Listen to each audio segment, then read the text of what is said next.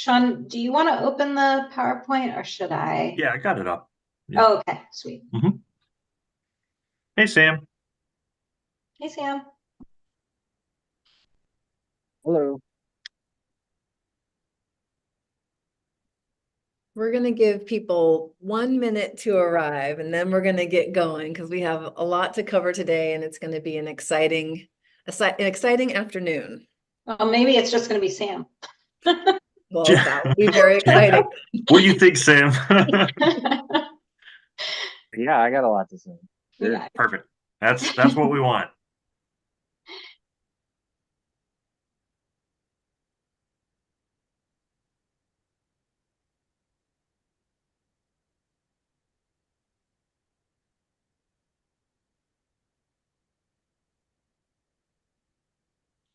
Hey, folks.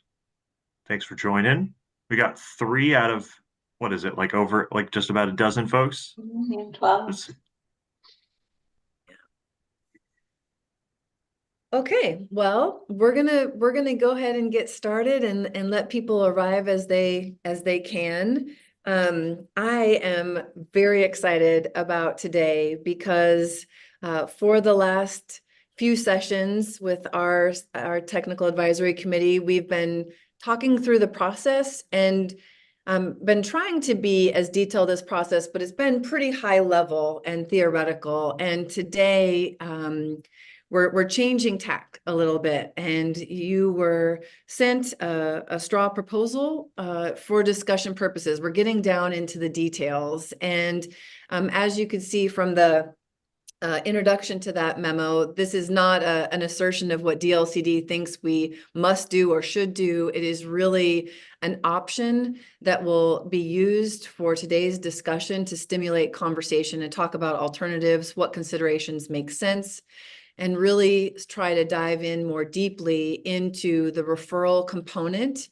of the 3-part acceleration program system. And so next time we will have a conversation about the audit itself and the acceleration agreement process.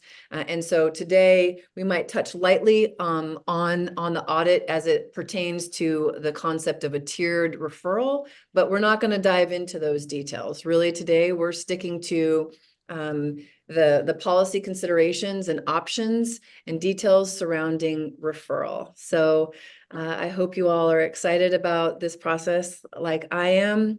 And before I turn it over to Thea for her to recap the conversation at the RAC as it pertains to the HOTAC, I do want to remind you, to the extent you're able to, if you can have camera on, that will help facilitate conversation, and also look better on the live stream where they don't know that there are other folks there if you're not on screen, and sometimes it seems like a lonely and empty room. And it's fine if you're unable to do so. Samuel. Speaking of the live stream, now that I've sat in a couple other committees, sometimes they want us to put like committee member or something like that in our title. Is that what you would like as well? I'm gonna let you self-identify as you will. Okay. I don't think we need to have that formality here, but I appreciate the question. I should probably do it, though. They should probably know that. Yes, it's good. It's good to know who staff are. That might be true, Sean. Otherwise, they'll be wondering, why is that person talking with such authority? Okay, so before we start with a recap, are there any questions that the group has or things you'd like to bring up before we begin? Okay, let's do it. Thea. Okay, super. Actually, Sean, can you pull the slides up? Yes, I can. Thank you. Let's just go to the first one. Before I get into this recap, I wanted to, again, sort of ground us in the racial equity framework real quick, just as a sort of place to start this work. And as we're narrowing in, to sort of remind us all to use this tool to help us really think through the consequences of the policy options that we're talking about. for this conversation, I've highlighted a few elements, a few categories of the racial equity framework, historical inequities, benefits and burdens, and accountability that really sort of align with the questions that are in the referral process and sort of have some ripple effects from those questions. But I also think it's important to keep sort of this full complement of categories in mind, and also remind you that you can always sort of refer back to the document that I always send out, the meeting materials, that kind of walks you through all of the questions in the framework.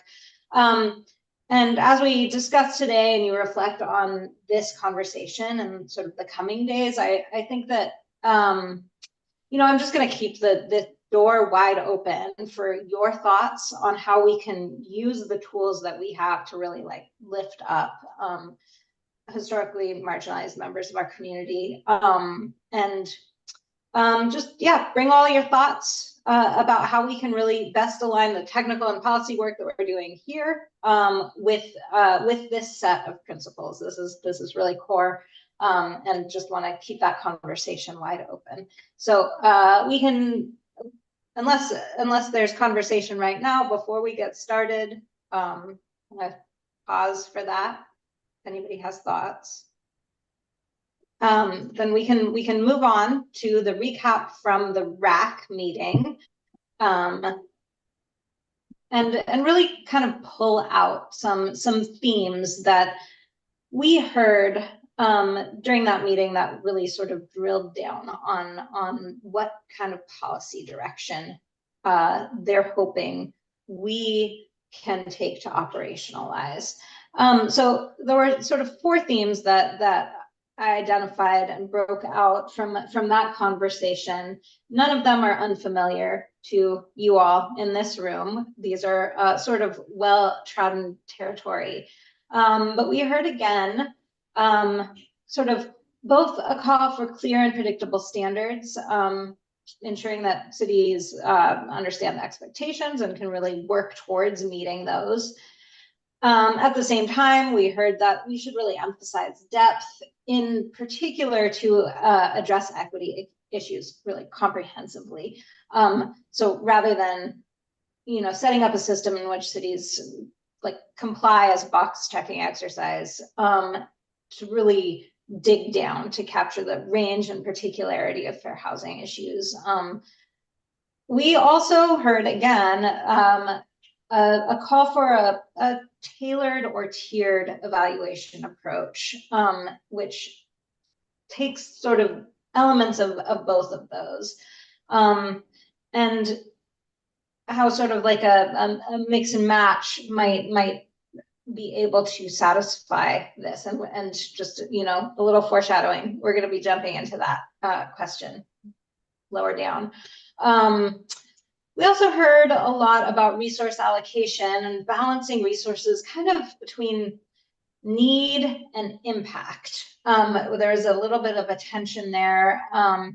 So on the one hand, sort of, should we devote more resources to major cities where the impact might be greater, that sort of have a outsized impact or a statewide influence, while smaller jurisdictions might be able to receive a lighter touch treatment. At the same time, this is paired with the real resource challenges for small cities that you know, feel like maybe smaller cities need more support. So, and within that conversation, we also heard sort of a broad sensitivity to staff capacity at both the city level and at the DLCD level. So that's another area that people are sort of contemplating. No clear direction came out of that, just a recognition that there's sort of limited resources if you need to really think about how we're allocating those. Equity, and using equity as a prioritization method also came up. How to really to use potentially fair housing issues to flag cities for prioritization, and at the same time, really consider the long-term impact, rather than quick fixes in these, in how we're approaching these, the referral process. And finally, we heard a lot about collaboration and support, and really, to prioritize. We heard from cities largely, that they hope to see a system in which partnership and support is emphasized over enforcement.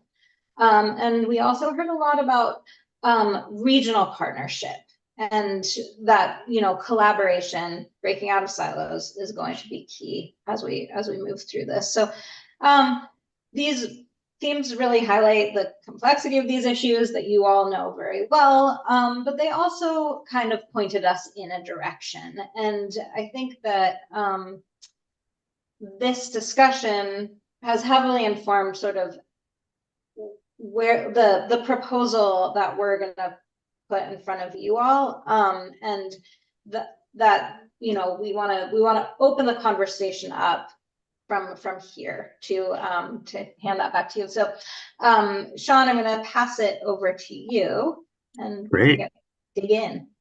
Yeah, awesome. Yeah, so I'll thank you, Thea. I'll be kind of taking the baton and maybe talking through a little bit of this piece. So just as a reminder, as Cadence mentioned, right, we're shifting gears in the process, right? We had a series of kind of more open-ended conversations where we were talking about, considerations, trade-offs, right? Some high-level themes of kind of preliminarily to help us orient our thinking around the policy itself. And now we're kind of starting to shift into more like, well, what options exist for us to actually consider operationalizing the statutory intent? Then, of course, after this point, I think our goal would be to go back to the RAC, maybe with, expressing like a range of options or a spectrum of options at the high level, and getting some kind of thought and discussion on that before we break, and of course, develop administrative rules. And as we all know about administrative rules, they're perfect the first time on the first draft. And so just kidding. It'll be a lot of refinement that happens after that. We will almost certainly get it wrong. But then further refinement before we actually get to a final rule draft. And to get to that point, so over the next 2 meetings, we decided to kind of split it up before our next RAC meeting. And we're having this conversation really focus on the referral process into the acceleration program. And then next meeting, we'll kind of do a similar exercise for the broader kind of audit and acceleration agreement, where we'll talk about the parameters related to that. And it kind of makes sense to talk about them together because the audit directly informs the acceleration agreement and vice versa. So, with that in mind, that is really what the focus of today is going to be on. One of the things I want to mention about the intent, so we developed a kind of dummy or straw proposal. And the point of this is not to say that this is a recommended alternative or anything like that. Really, the point of this is kind of to respond to feedback, to give folks something to react to, right? Like, let's start actually talking about specifics. I think what our goal and desired outcome of this meeting would be to get an understanding of the potential options we have available to us, to start thinking through some of the pros and cons of different approaches, and some of the considerations that we should keep in mind as we kind of think about developing out policy alternatives for how we could approach, in this case, the referral process, right? So when you see that proposal, and of course we didn't expect you to read it, I'm going to go over the components of that today. Just think about it that way. Like, this is not a recommendation or a proposal. It's more just an intent to a discussion exercise, right? That is intending to incorporate and start to reflect some of the feedback that we've gotten from the TAC and the RAC, but not anywhere near kind of like a final recommended policy option.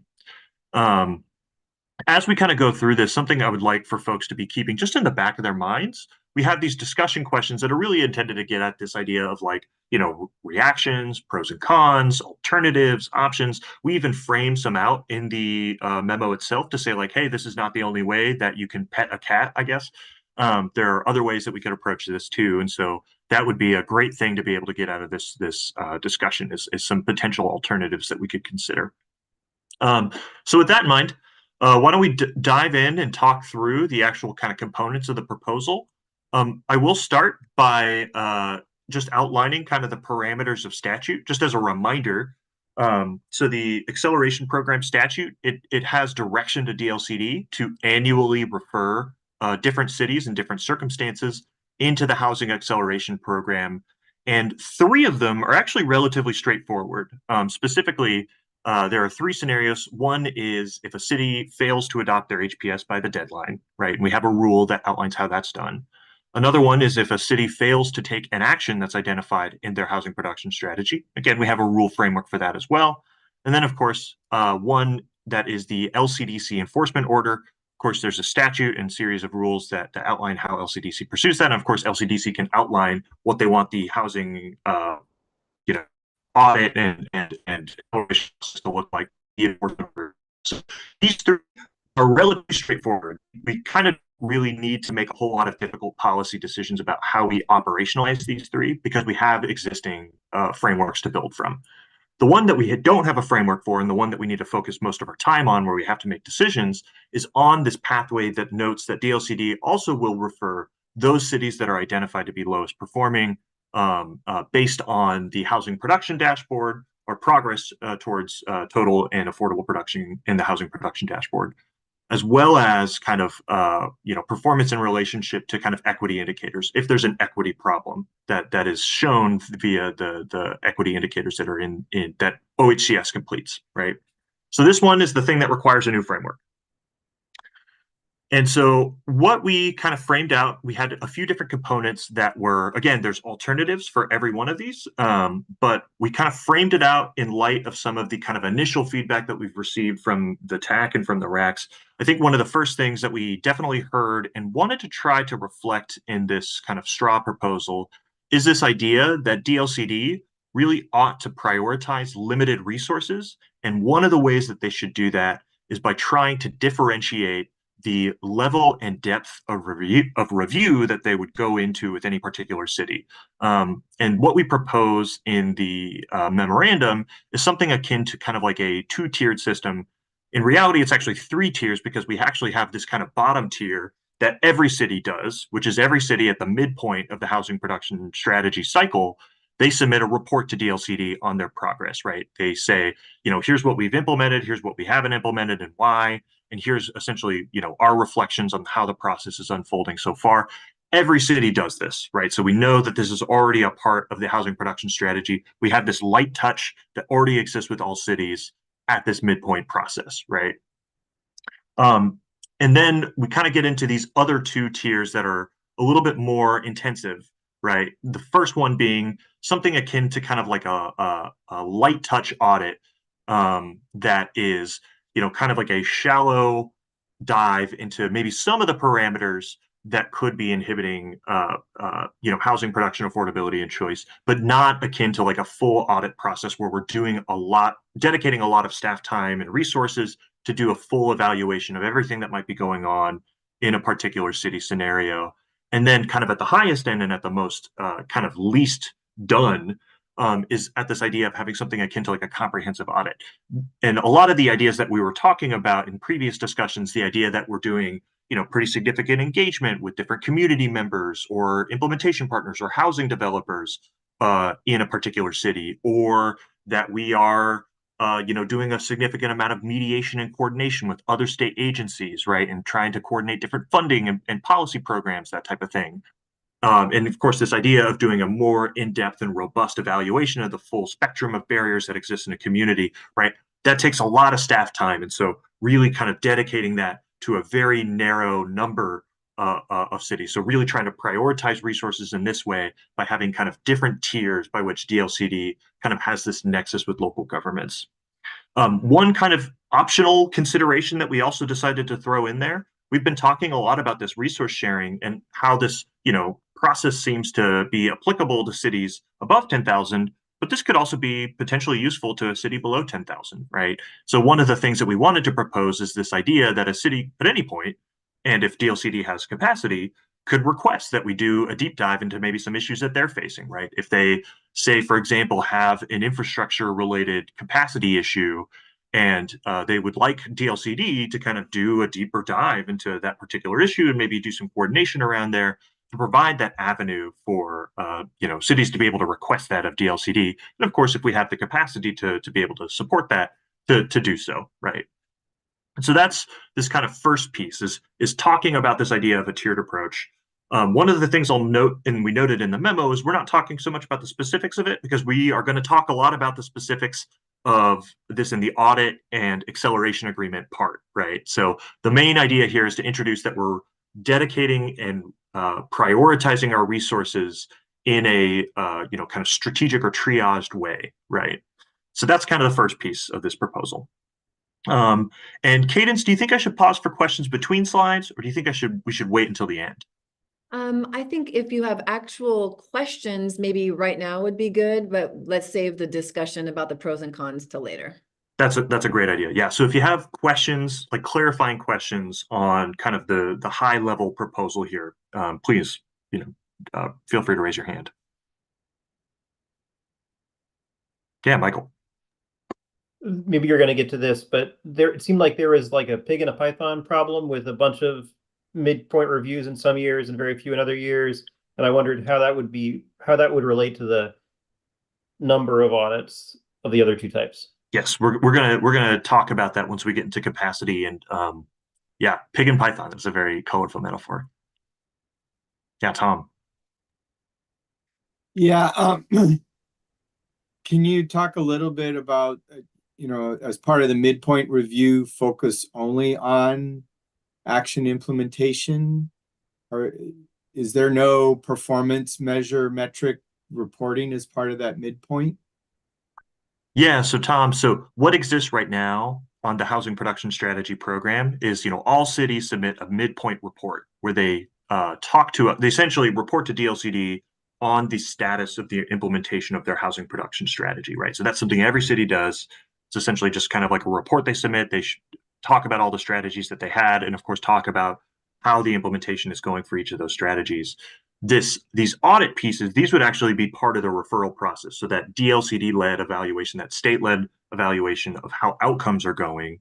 And then if necessary, and we'll talk about that prioritization in the next couple of slides, the potential for referral to do a deeper dive, that kind of audit process. But that only occurs every 6 years or 8 years. Yeah. No, it only occurs at the midpoint. That's what the statute requires. Right. Say that again. Yeah, so the only time a city can be referred on the basis of performance is at the housing production strategy midpoint, right? The other points, and let's get back to the statute.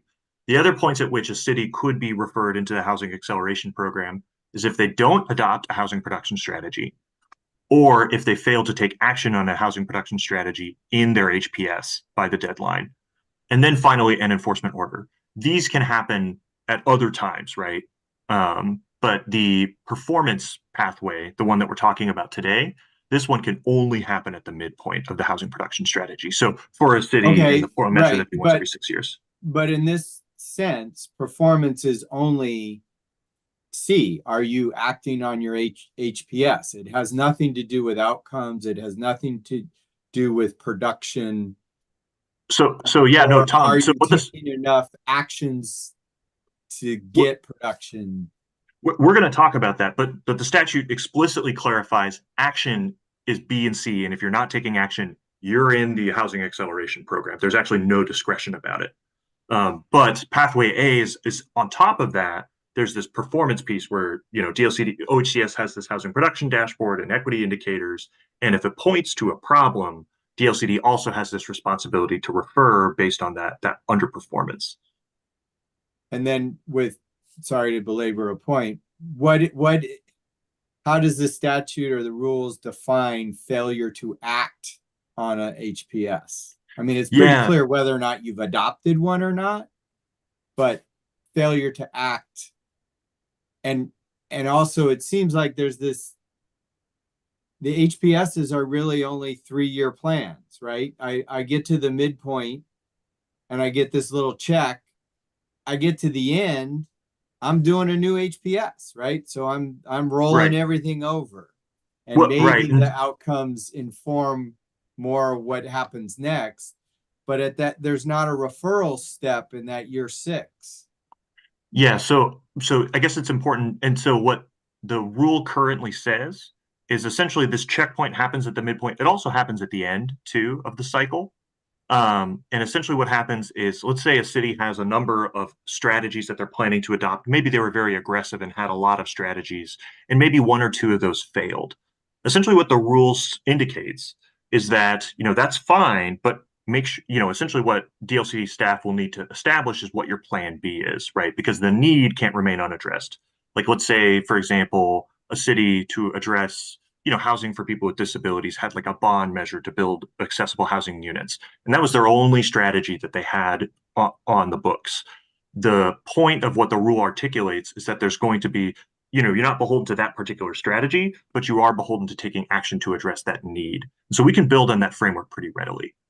And Sean, I want to make sure we get to all of our slides. And so let's do Samantha and Al really quick, and then let's move on to the next section. We'll have lots of time for discussion once we get through just the description.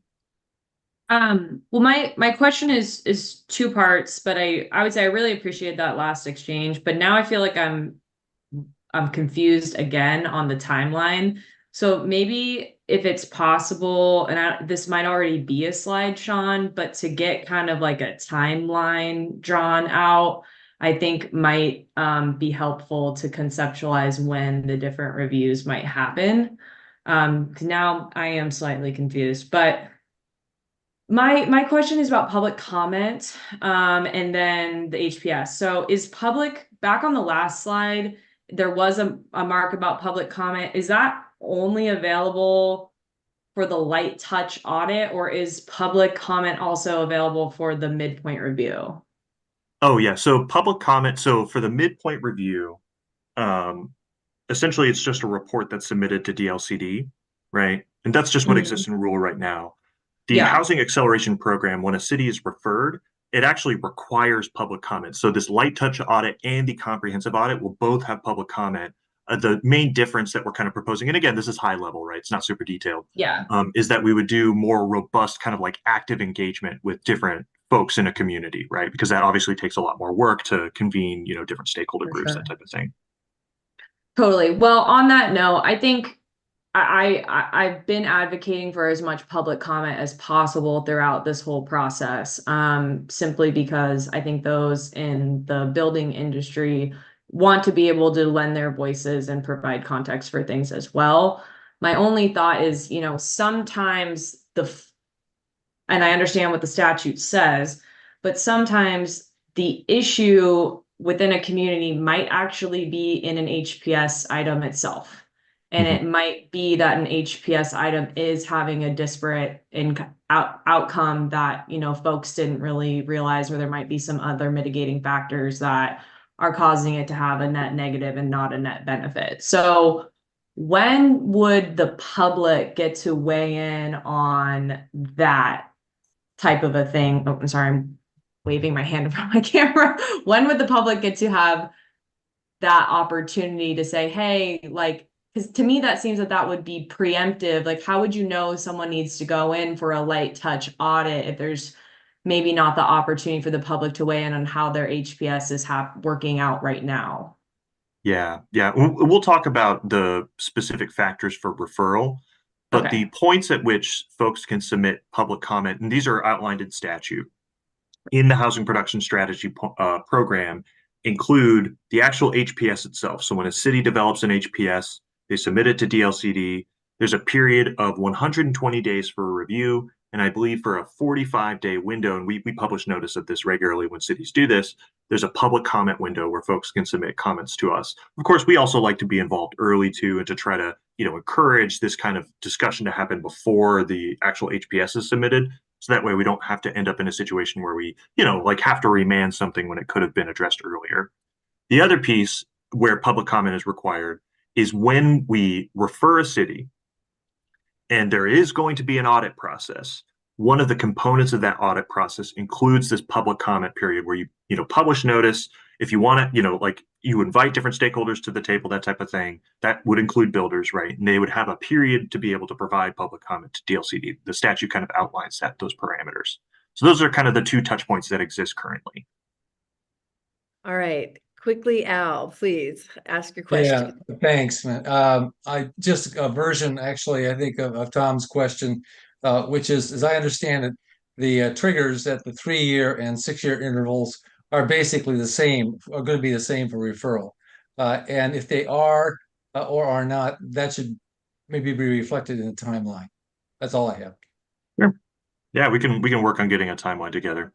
But yeah, I think the most important thing for this referral process is this process right here on the left. This happens at the midpoint, so like 3 or 4 years after the adoption of an HPS. All right. Well, then let's talk through. So we've talked through that idea of having a tiered approach. I'm going to move on to a couple other components. And these really kind of get at the question of, how many cities are going to be referred? What are the, how do we make that decision on which cities are referred? And how do we provide kind of some parameters that provide a greater degree of certainty, right? This is a big theme that we heard a lot about, which cities are in, which cities are out, which cities are eligible, which cities are not. And so one of the ideas that we initially wanted to kind of propose, and we'll talk a little bit about capacity as we go through this, is, well, one idea would be to tie this directly to capacity. So essentially the basic premise is that conducting audits takes work, right? And it takes specific staff time. We'll talk a little bit about what DLCD's staff picture looks like currently, but if you don't have staff people, you don't have audits. And so the basic idea here is, well, we could explicitly acknowledge this in rule by tying the number of audits that DLCD conducts, and this would include both the comprehensive audits as well as the light touch audits, tie that directly to DLCD staff capacity. And then, so that essentially establishes a maximum that in any year, DLCD could refer a maximum of X number of cities in these different scenarios. And then also establish scenarios in which we would refer less than that maximum. And there were a few instances that kind of initially came up, and there could be others. But for example, not every year is going to have cities that are in the process, like at the midpoint. So already you might have a situation where you have fewer than the maximum. There's also situations where cities are, those years are going to have cities that aren't underperforming, right? They might be performing really well in comparison to their peers, right? And so wouldn't be eligible, referral wouldn't be appropriate for that year. There's going to be instances where you have cities that are less than 10,000 population, but are kind of technically included in the policy, like the cities in Tillamook County. So these would be like cities of 500, right? Do we want to, kind of refer them into this mandatory acceleration program when, they might not have the staff capacity or resources to deal with it? I don't know. That was just a thought that we had initially had. And then, of course, a fourth one is, there are times where the legislature establishes specific requirements that take a lot of staff time, resources, and funding to implement. A great example of this was middle housing, where, the legislature said everybody's going to update their codes to allow middle housing consistent with statute. Obviously, that took a lot of staff time. That made it kind of difficult, if not impossible, for us to do like goal 10 planning obligations, right? So there was this could also be explicitly acknowledged in the rule. There could be other situations, even in relationship to that too, that would indicate like, hey, there's going to be times where maybe we refer less than the maximum that would be established and tied to DLCD's ultimate capacity. Before I pause for questions, I do want to talk a little bit so folks can get an understanding about DLCD's capacity and the number of cities that we would expect to be eligible in any given year. The first thing to note, DLCD have 4 full-time equivalent staff members who would be responsible for conducting this right now. This is essentially the housing policy team. They could potentially draw from other staff members. So for example, we have an urbanization team that specializes in urbanization related issues. We have a housing accountability and production office that could maybe help with code issues. We have other areas of DLCD expertise that could help with other types of issues. But essentially, these are the folks who would be working on it.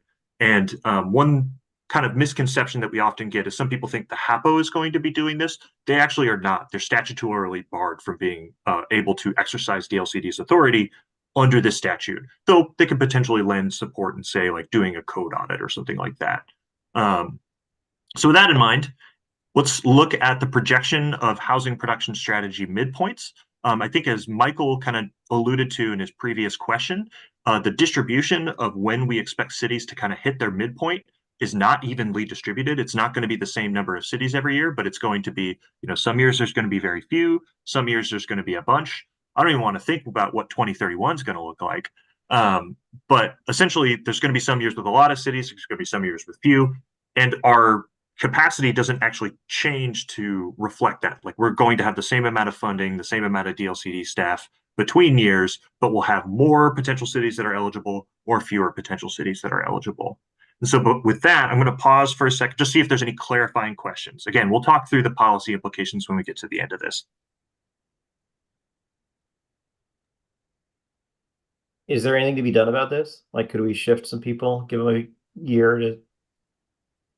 Yeah, so one option that does exist, so the decider on when the schedule, like when cities are required to complete Goal 10 planning requirements, is the Land Conservation and Development Commission. They have a schedule that is updated once every year. Generally, it's based kind of on when a city last completed their housing capacity analysis or production strategy, which is 8 years outside of the metro, 6 years in the metro. But there's no reason, so LCDC can always extend that timeline. They can't make it shorter than that number of years, if that makes sense. So it is possible if, you wanted to spread it out, it would be possible to, work with cities to reorient the schedule a little bit, to give folks some more time and kind of spread it out over a series of years. Sean, will you be flagging these heavy years for the legislature for possible extra funding, like 2026 and 2031? Yeah. In fact, our POP includes a pretty hefty ask to the legislature for kind of funding to support Goal 10 planning. Yeah, Matt. So Sean, these are the midpoint, and these are just the midpoint reviews. I believe, So now- I believe this is a projection. Okay. And Thea, I don't know if you have anything you wanted to add on that. Yes, you're right. Okay, so you've had the experience now of reviewing a full HPS, several HPSs. What's your feeling for how much time it's going to take to review the midterm reports? Because it's not, I don't think that we should be thinking about this as actually going through a whole HPS, but No. maybe we should. So how long is it taking you to look at an HPS and comment on it? Yeah, so reviewing a housing production strategy, so it's something that we have 120 days to do. Ideally, and something we always encourage with local governments, is that they talk with us well in advance of adopting the HPS, so that way we can identify any potential statutory issues early. And of course, a lot of local governments have been very, on board with that idea. But then the actual review of it itself, assuming we're kind of coming in relatively cold, assuming we haven't done a thorough review already, generally consists of, kind of a couple of months to, review the document, review it in light of the statutory requirements, identify any potential issues. If we need to follow up with the city, we'll do that kind of work and coordinate with the regional representatives. Then, of course, we have to draft an actual decision on the HPS and, of course, any conditions that are associated with that. At the end of that 120-day period, we also incorporate any public comments too that were submitted during the 45-day public comment window. And, generally speaking, we tend to use the full 120 days to make that decision. As for the midpoint, it would be a much lighter lift, because essentially all the city's really submitting to us is kind of an internal report that is an update on how implementation's going. So, like, you have these strategies, what is the implementation status of these various strategies that are in the HPS? Yeah, thanks. That's helpful. I think that sort of addresses some of my concerns. And then the other thing, kind of getting to a point that Sam was making earlier, the HAPO itself will have its own process for sort of referrals, will it not? So the HAPO is not permitted to actually conduct any audits under this program. So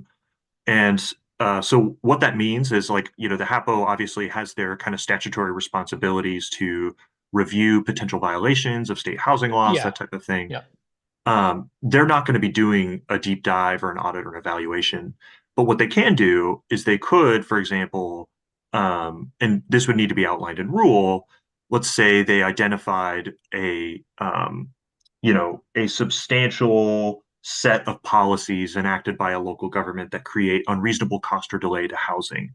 That is actually one of the criteria that LCDC can use to refer a city, essentially do an LCDC issued enforcement order that would refer them into the housing acceleration program. So that's kind of the avenue that it could take.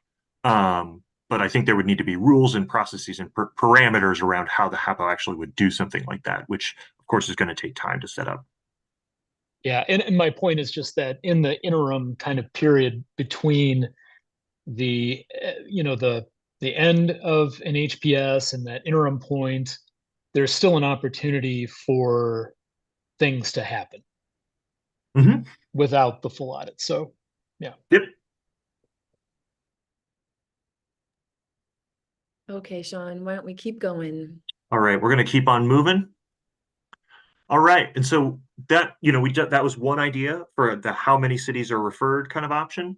And now we can kind of talk about, all right, so we have to make these decisions about which cities are referred, and we have this kind of idea that it should be relatively clearly communicated as to which cities would be referred, which cities can presume that they are, relatively safe from being referred, or at least have certainty that they are or are not being referred. And one of the ways that this certainty is trying to be provided is in terms of like the number, the annual maximum that was presented in the last idea. And then the last piece that I think is intended to try to provide some degree of greater certainty on this is on the metrics that we use to prioritize referrals into the housing acceleration program. So a little bit of context here. The statute essentially says we can use three things in determining whether a city is referred. One is a city's progress towards housing production targets for total production. Another is progress for affordable housing production. And then the third one is performance in relationship to equity indicators. And of course, we've already had a pretty in-depth conversation on kind of, some of the challenges that are associated with that. And so one of the ideas that we kind of presented here is essentially structuring it to say, all right, DLCD refers up to this annual maximum that includes, however many comprehensive audits, however many light touch audits. And essentially the way they prioritize that is by taking, in any given midpoint review, any cities that are essentially like, when you look at them in total, oh wait, let me back up actually a little bit. I'm not explaining this very well. OHCS, right, has this housing production dashboard that has every city as well as their progress towards housing production targets. And that includes a comparative analysis of all cities in terms of like how they're doing, where are they at in comparison to their region, in comparison to similar kind of market peers, that type of thing. They produce this annually.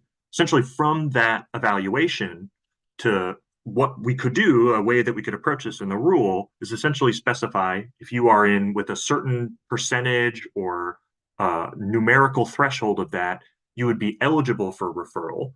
And then at the midpoint, essentially DLCD prioritizes referrals up to this theoretical maximum, essentially based on kind of severity, based on kind of population size and expected capacity, and then based on kind of the overlap of potential fair housing issues that might be identified by the equity indicators, right? So really tying it back to those metrics that we're allowed to use in the referral process and using them as kind of prioritizing factors that essentially determines how DLCD would refer cities up to that kind of annual maximum that was established before. Obviously, there's a degree of discretion in that, but there's a greater degree of like, you can establish specific thresholds at which, a particular city is eligible. And then you can also provide clarity on the types of criteria that DLCD would be looking at, say, in relationship to like fair housing issues, housing outcomes for people with disabilities, all these different kind of factors that are included in the equity indicators that can kind of provide a little bit of prioritizing factors and provide more certainty as to which cities would be referred or not. And of course, there's other considerations and other potential approaches of how we could structure that as well. So I think the way to kind of frame this up is essentially there's a maximum number of cities that could be referred. It could be less than that in certain circumstances.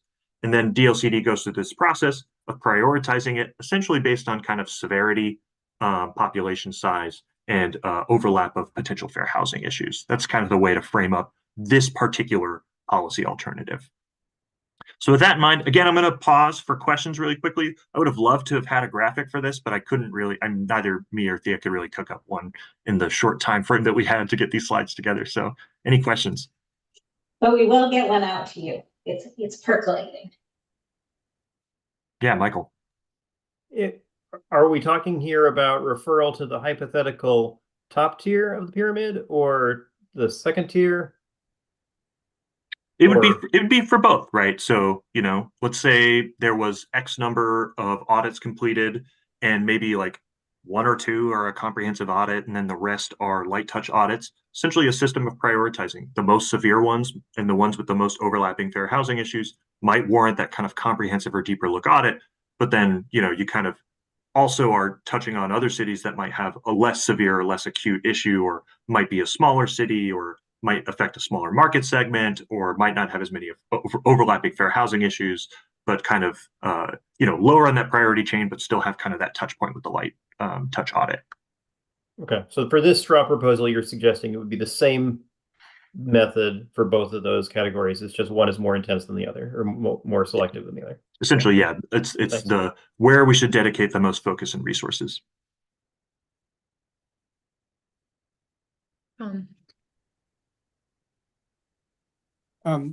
I don't quite follow or understand the focus on the maximum number annually and the importance of that.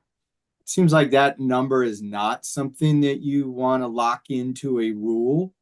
As was brought up earlier, it's resource dependent.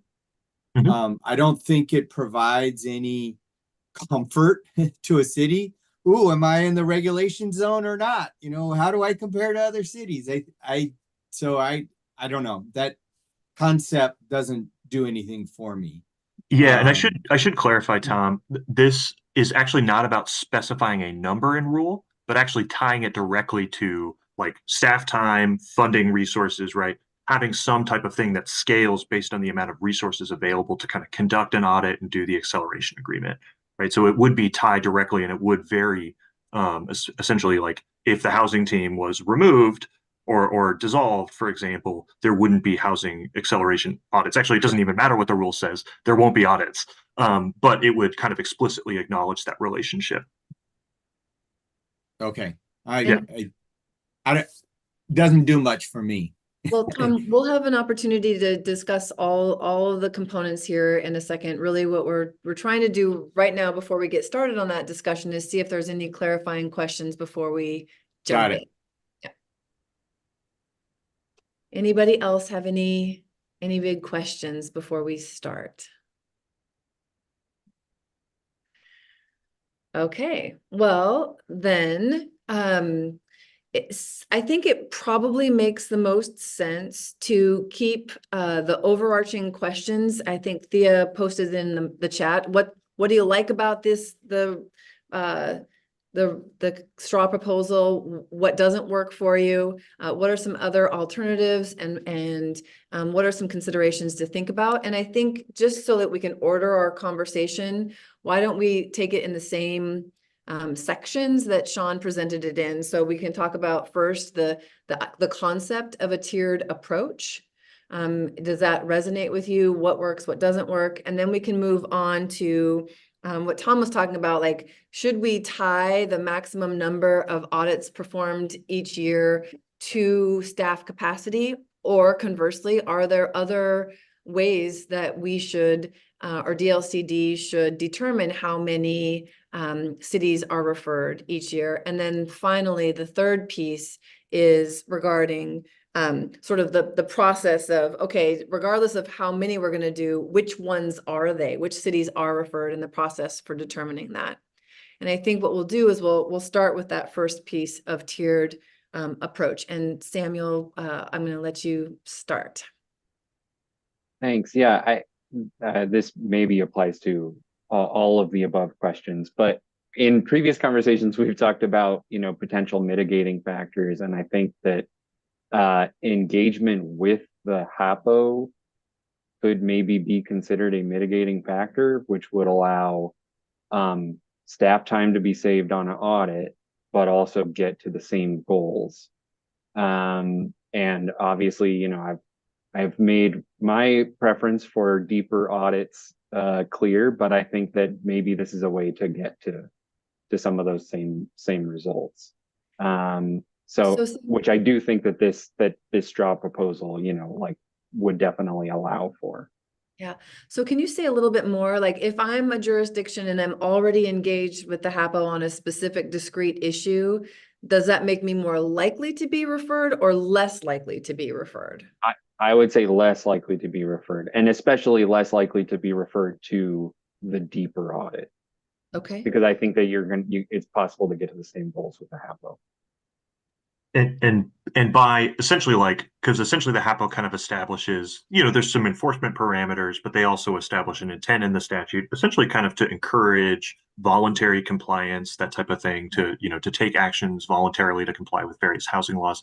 You mean that track, right? Like if somebody's in the midst of an enforcement, like that wouldn't necessarily be the type of, yeah. Right. Mhm. Right. Thank you. Michael. I think that's interesting point, Samuel. I guess I would also say it's possible to get some. I think you may be right, especially about the in-depth audit distinction being redundant in some cases. It's possible to get some certainty here after the referral process if the consequences are very predictable and the city knows, well, we may be referred, but we've already dealt with the consequences by talking to HAVO or whatever other requirements are on the checklist. Like that's a different form of predictability that may satisfy some of the desire for predictability. Anyway, I really like the two-tier system, and I feel like it strikes a good balance between the, I think, valid points of.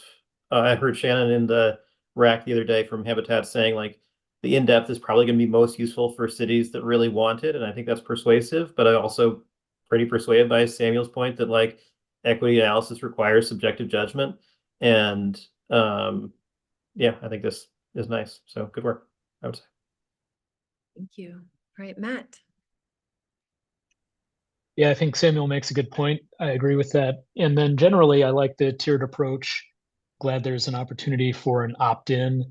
I know that maybe it's hard to imagine that someone would opt in, but like periodic review, there are times when jurisdictions actually decide to engage DLCD in periodic review, as Wasco County did a few years ago. So it happens, and it can be beneficial. So I'm in support of the tiered approach. I think you have to be able to prioritize things so that you can address these issues of severity and, where there are really significant problems, whatever they are, and be able to do that in a meaningful way. The only way to do that is by devoting those resources that are going to be required in those cases. Thanks, Matt. And also, yeah, one of the things that was in the memo that, I didn't mention in the presentation just for the sake of time was this idea that any opt-in audit would be just focused on the issues that the city wants to investigate further.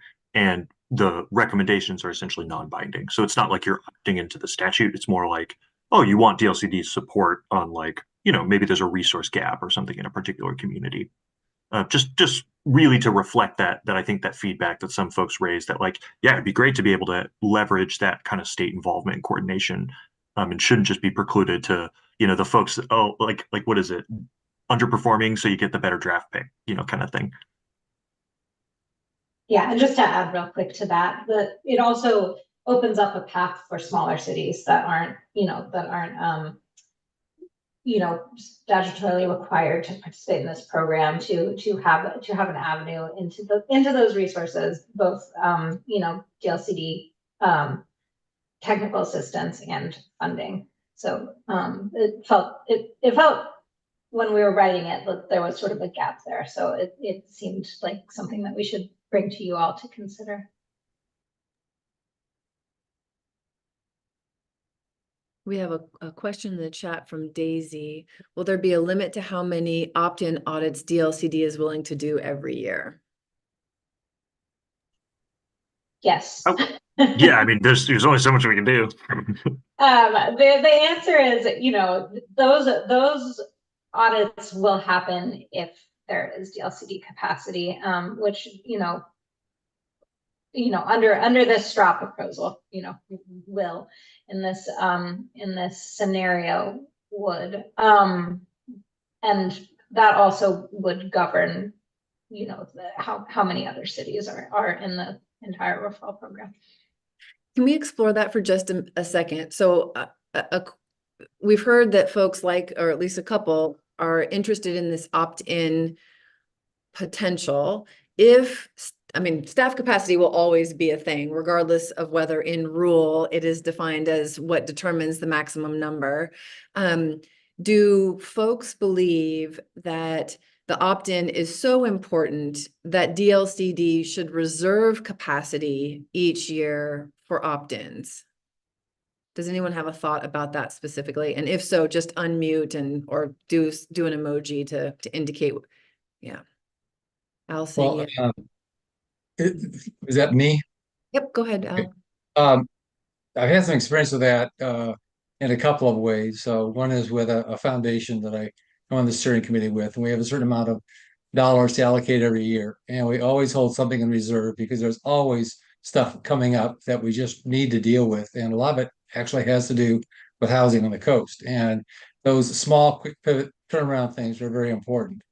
The other is that I'd want to be sure that this opt-in procedure doesn't become like necessarily the only path, or that it doesn't eliminate opportunities that now exist. In the past, I have come in with situations where small counties or small cities just need to do something that they never gotten around to because they never had the resources. But there is someone on their doorstep that wants to do something, or there's an opportunity that's come up. And DLCD has been very good at times about convening sort of an informal group of periodic review team for Coos County, for example, or for Wasco County. And it's important for you to be able to do that, and equally important for you to be able to say, I'm sorry, we don't have the bucks this year. So, in some places, a certain amount of ambiguity is healthy for everybody. Yeah. Okay. Yeah. So what I'm hearing from you, Al, is yes, reserve some official staff capacity for opt-ins, and also keep up other TA capacity as allowed so that you can have the. That's right. Yeah, that makes sense to me too. Thank you. Barbara. Thank you. I would agree with the last statement about the two-tier of having some money set aside for opt-ins always, and then the rest of the money set aside for the different two-tiered enforcement type of actions. I guess I'm still having trouble understanding how some of these determinations are going to be made. And I get, maybe we'll be talking later about that with regard to some of the criteria, because we don't have the assessment tools today for those different criteria. The data points, the cities don't. And then the second question I have is, how will Metro versus cities within Metro be evaluated? Are we a group? Are we separate? Will both be evaluated? So maybe put that on the back burner, but it's a burning question for me. Thank you. So Barbara, I think we will have more conversation in just a hot minute about the, what will be the deciding factor for referral, the determination question. And you're right, there's still some ambiguity on the data and how that data will be used. And so your thoughts around that will be helpful. And then I'm not touching the Metro question. Maybe we can save that for the last 10 minutes or so, and we can see if we've got time to chat through that. Actually, my suggestion is that we talk about this as part of the audit and acceleration agreement process part, because one of the things that we want to explore explicitly is how we frame up issues that have a relationship or nexus to state agency programs, regional government, those types of things. So what we should have that conversation. And my suggestion is we do it at the next meeting. Yeah, that makes sense, Sean. Thank you. And just one last point, with regard to not knowing where the data is coming from, it's difficult for me to determine which process to go through. So that's why I asked ahead of the other, and maybe that's because it's hard for me to tell how a city would be evaluated, where that data is coming from and how that data will be used before I can help inform the process, if that makes sense.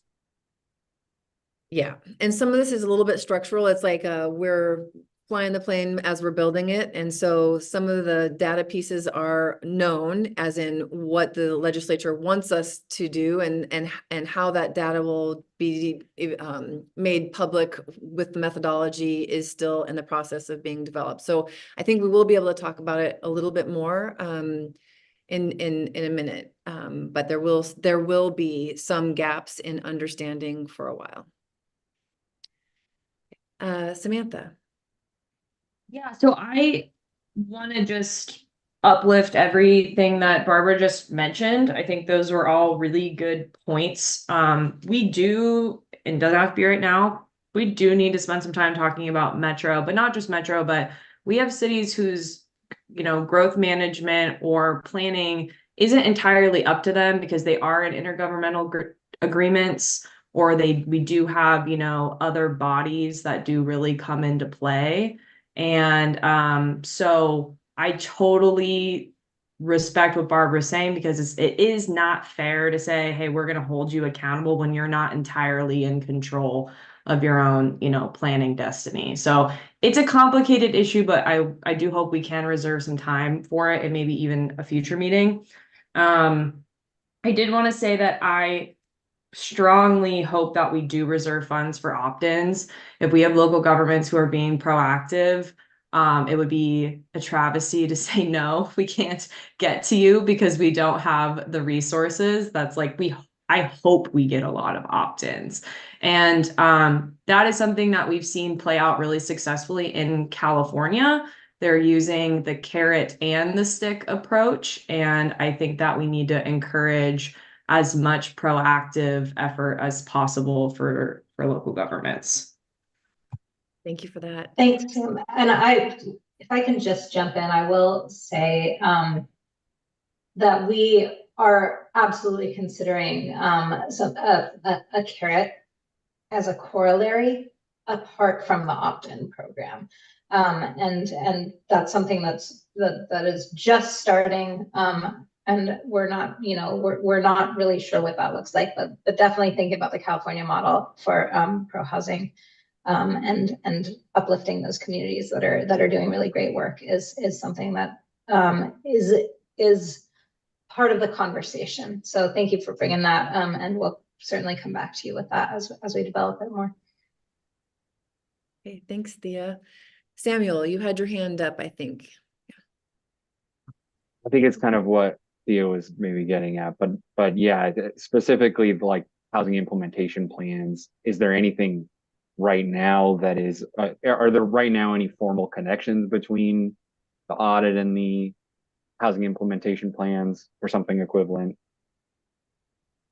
I mean, no, because the audits don't exist, but Sure. we do optionally fund, when cities below 10,000 request to do a housing planning project, we obviously we have to prioritize statutory compliance first, but then where we have resources and availability, we like to work with local governments to implement those, projects that might be optional, that type of thing. And not to say that there aren't challenges, there definitely are, but we've found it to be very helpful for a lot of folks. Okay, is there anybody who thinks that the two-tier system isn't great and has some concerns or cautions in that approach? Sam? I do think it's great, but I would say that at some point I would like to see everyone go through a more detailed process. I think it's a good way to prioritize to prioritize, but I think that there are particular issues that you're only going to get at through a deeper look. So while I think it's a great structure for, kind of timing out when that happens, at some point I would like to see a more comprehensive look at everyone. Yep. So can we dig into that just a minute? Would you, I mean,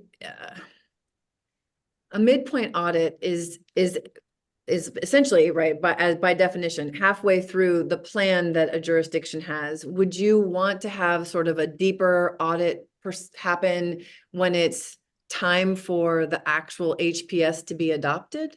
Or is there I guess I'm trying to wonder, like, when would a good time for sort of a regularized audit as opposed to a, oops, I'm not performing well audit happen? Oh gosh, that's a good question. I think that I think we eventually have to get back to functionally back to a system of periodic review, or have a time when if a building code is this old, then it needs to be up for review, or a zoning map needs to get reviewed at some point. So I don't know how to implement that. I don't have any ideas right now on how to implement that, but that should be the goal. Thank you. All right, Michael. Maybe a different way to pet that cat. I guess I feel like that may point towards what I would suggest in the next section is a different method for referring people to the in-depth versus the lighter touch. That might be a more subjective referral to the in-depth and a more clear and objective referral to the lighter touch. Okay. Let's explore that and really soon. I think we're wrapping this section up. Okay, Matt. I'm going to push back on the automatic in-depth audit. We do that. I mean, we're all on a schedule for updating our HCAs now. That's something that's been established, at least for me. We also have to do HPSs. That's an in-depth audit. You heard Sean talk about how much time staff put into doing that. And then we have interim audits. I think that's sufficient unless you are underperforming. And quite frankly, that's what the statute says. And so that's what I'm sticking with here. On top of that, we still have the HAPO for things that come up in between in those interim times. So Matt, on that developing of your HPS and the 120 days that DLCD takes, do you feel like that process is sort of interactive with DLCD, and as opposed to, we've done our thing and now we're submitting it, please approve if it looks good? Because to me, that's a little bit different than an audit. Yeah, I mean, that's a good question. We got comments back on our HPS, which we reacted to and went back and forth with DLCD to address those issues. And some of them we had already addressed. A couple of things we had to change. So I don't know. I mean, I guess if the HPS if you have an HPS that's good and it doesn't need a lot of changes, then I don't know why you need to put more work into trying to find fault with an HPS that seems to be acceptable to DLCD, the public, other stakeholders. Yeah. I mean, I think process-wise, I think it's probably sufficient. Yeah. I wonder if there's a difference of, I'm a jurisdiction and I'm trying to figure out what is right for my community with the community, and we develop our plan. To me, feels very different from an outside third party saying, here are the things that we understand are happening through both research and discussing with other folks and making findings, which is sort of, in my mind, what an audit sounds like. And so I'm just trying to figure out. Yeah, and I think that's appropriate for times when, as in statute, it identifies that opportunity when you are an underperforming, low performing jurisdiction.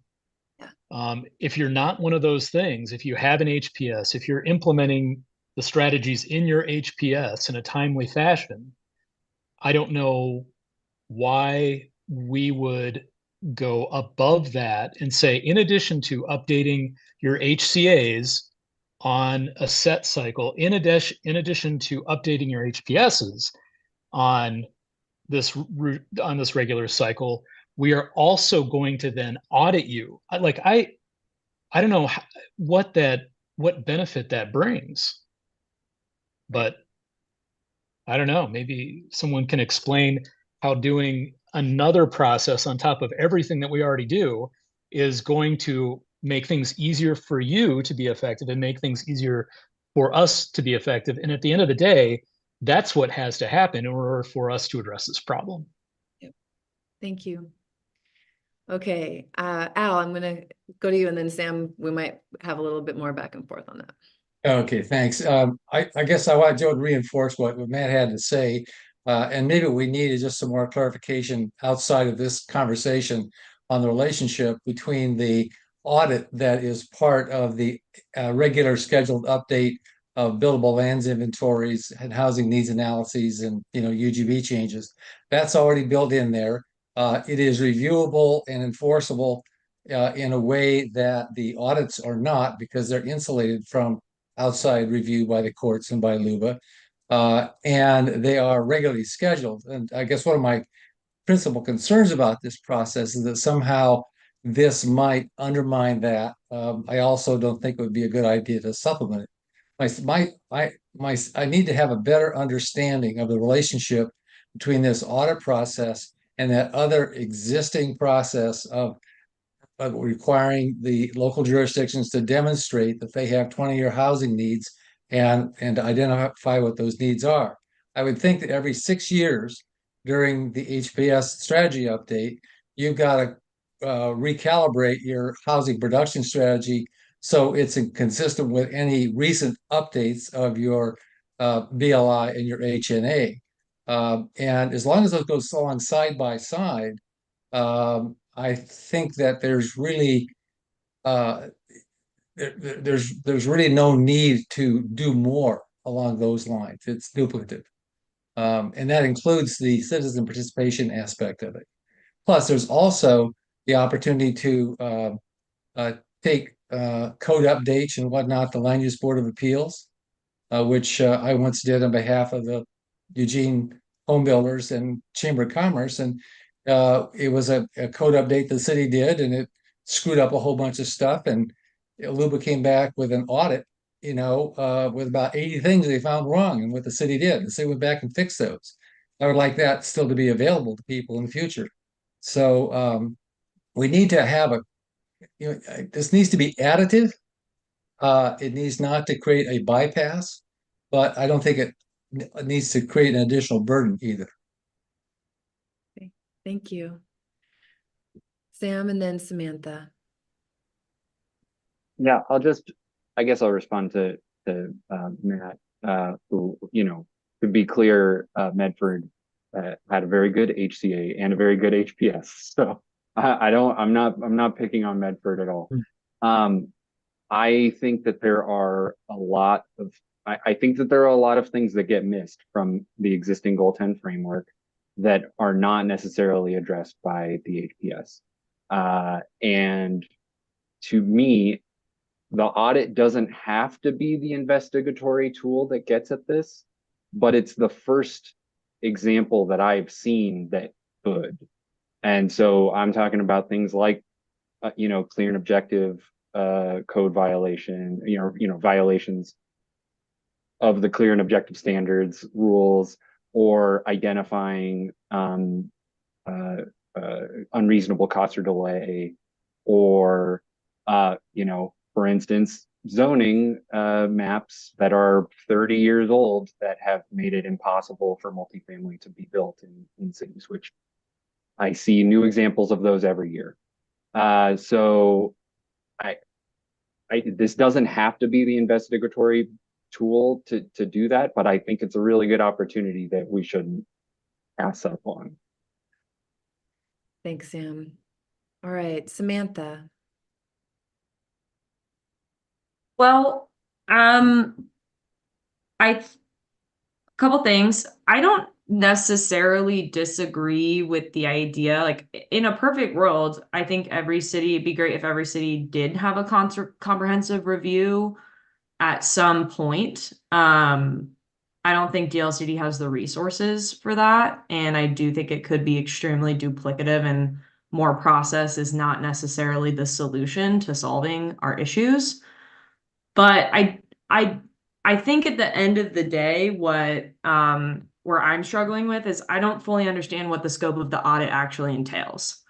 And I know we're probably going to get to that part of the conversation, but I've had my members ask me a number of times, like, this is supposed to be a holistic view of housing. We have targets we have to meet. We have outcomes we're supposed to meet, but is this just going to be on planning? Are we going to look at building codes? Are we going to look at different internal structures that are potentially causing barriers?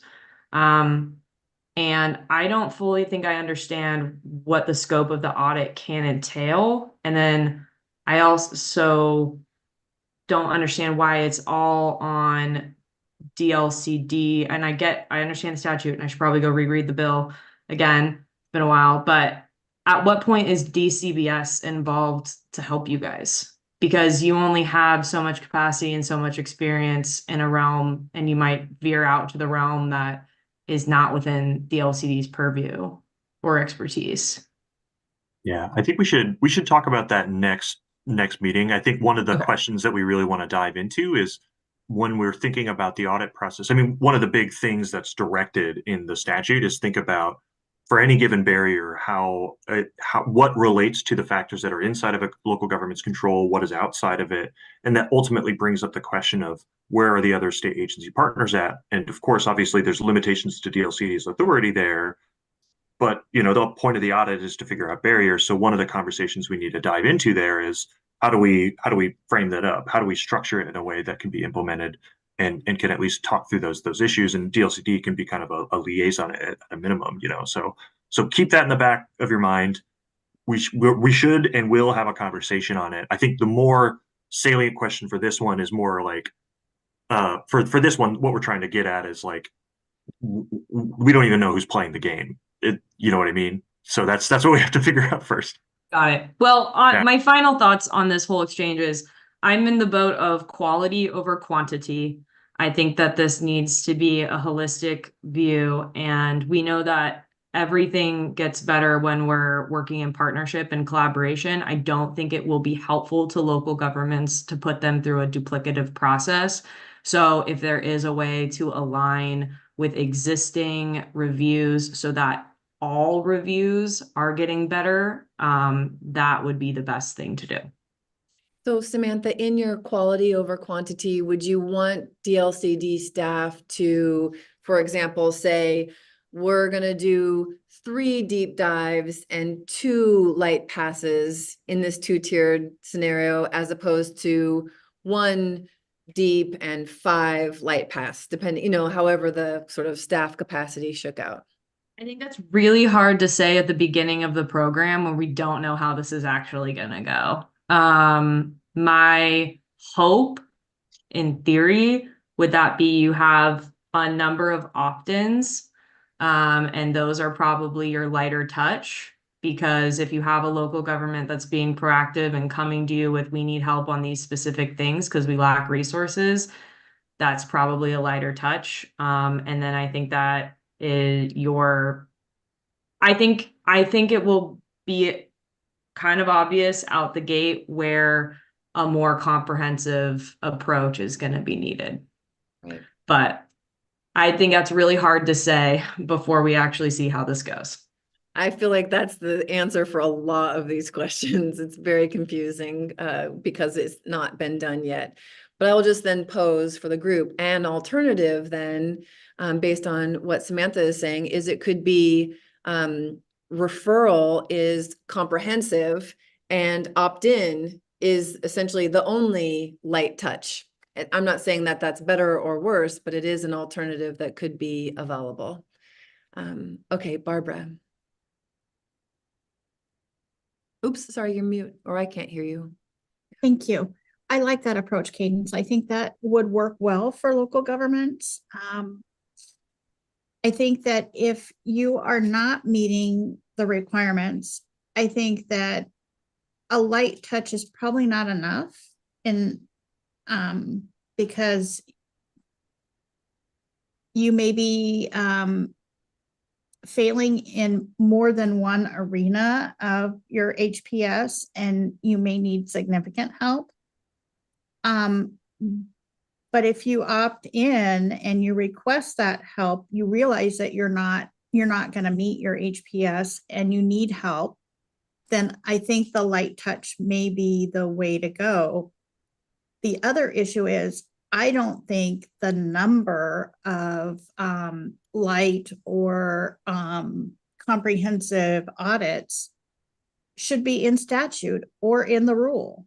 I think it is based on the availability of funding and staffing in DLCD and the performance of the local governments. I think by legislating a certain number, you are setting yourself up for failure. Thank you. And Right. And I should mention that that is exactly the approach that we proposed, not saying a specific number, saying it is contingent specifically on DLCD staff capacity and resources and the severity of underperformance or equity indicators, whatever those point out. So not saying X number, but instead tying it explicitly to those two factors. And Barb, that's a sort of an excellent pivot to the next thing. And Michael, I wanted to give you an opportunity if you have one last thing on the tiered approach. Yeah, thanks. I agree with it too. So I'll save my comment. Save time on my next comment was going to be saying the same thing Barbara just said. Linking it to staff is great. But I do. I guess I disagree, and I would call attention to like the meaning of light touch as used in the memo is not so much a light touch as in there aren't very many things you have to do. It doesn't take DLCD that much time to evaluate. Like we're talking about checklists. I don't see a reason to let somebody opt into a checklist. Somebody can already do a checklist for themselves if they want to. It seems to me that to Sam's quality versus quantity thing, I guess I would also add, from my perspective, a high quality evaluation is also going to be a high unpredictability evaluation. And to the extent that cities want predictability, I think that lends itself to a high quantity, simple, less labor intensive on DLCD's part, more predictable in advance on the staff of the city's part. So that's my case, continued case for there to be a broad light touch bucket. Thank you, Michael. And this is one of those cases where reasonable people can disagree on the right path forward. So really very much appreciate this conversation, folks. So let's pivot now to the two questions. Essentially, how do we decide how many cities are referred in a given year? And then its sister question, which cities to refer? And so just as a reminder, right, the proposal that DLCD has put on the table for us to discuss is that each year DLCD would determine its staff capacity, and from that capacity would say we have the capacity to do a maximum number of audits. In our discussion, saving some space for the opt-in folks, right? And based on those midpoint jurisdictions, we will refer those based on essentially a two filtering system. The first part of the filter is those jurisdictions that are underperforming to their peers regarding total production and affordable production. And there's a myriad of details in what that means, but that's the first threshold. And then they would filter that further based on the acuteness of those issues as regards to the acuteness of their underproduction and their affordability production, any fair housing issues as described by the equity indicators. And then a third thing, which is another sort of lens, which is population size. So what is the broader impact on Oregonians based on size? And so I think what we'll do is we'll open it up for folks' thoughts, what you like, what you're concerned about, what some alternatives are, and things that DLCD should be bearing in mind as they think through the referral process.